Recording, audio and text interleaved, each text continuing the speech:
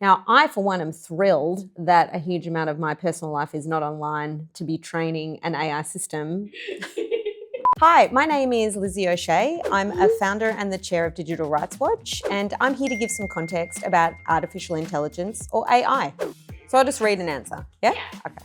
Everyone is talking about AI, but what actually is it? Like in plain English. Generally, what we're talking about is things like large language models, where there's huge data sets, and you use computers to detect patterns and draw conclusions about those data sets. Is AI getting smarter than us or just faster?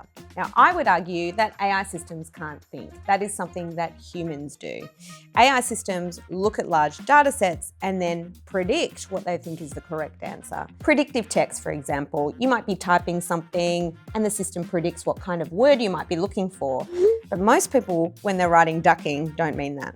Is that a good joke?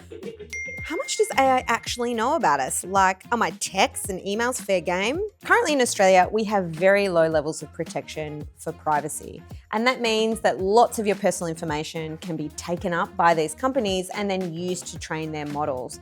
That includes personal information that you might exchange in communications with your family and friends. We need better privacy laws to ensure that data that is being used to train AI systems is obtained with consent, and it includes what we expect it to include. That way we can get better decision-making systems that are trained on that data. Okay, I'm ready for the next one. My kid's school just introduced AI learning tools. Should I be worried about where that data goes? Many parents around the country are really worried about AI being used in schools and other education settings, and I totally understand where those concerns come from. There's not a lot of protections in place around how children's information is taken, packaged up, used, transferred, sold to other people. I think there's a real role to play in improving our laws so that parents can feel confident that when they send their kids to school or to daycare, they're not just going to have their information taken by some company offshore and used for a purpose they didn't intend. Who's actually responsible when AI breaks the rules? The person, the company, or the code? This is a question that is still being sorted out. And in some circumstances, it might be the designer of the AI system. And in other cases, it might be the person who's deploying it, who hasn't done it thoughtfully.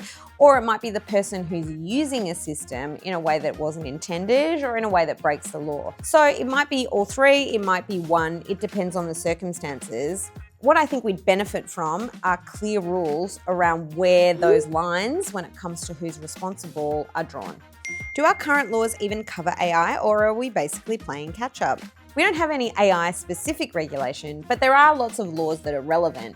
So things like anti-discrimination law, the protection of privacy, consumer rights, as well as concepts of human rights, for example. These are all relevant and exist in our current legal system, and there's lots that can be done with existing rules and regulations to make AI systems better and safer. What's the government's role and what's the tech companies' role in protecting us? So I think tech companies have a real responsibility to make sure their systems are safe. Their current business models rely on seeking forgiveness rather than permission and experimenting on users. That's not good enough. I think the role of government is to make sure the rules are there, the protections are in place to make sure that these systems don't harm people and that they meet our expectations as a democracy. Thanks for watching. Hopefully that was useful context. If you liked it, feel free to like and subscribe, and let's see what your algorithm suggests next.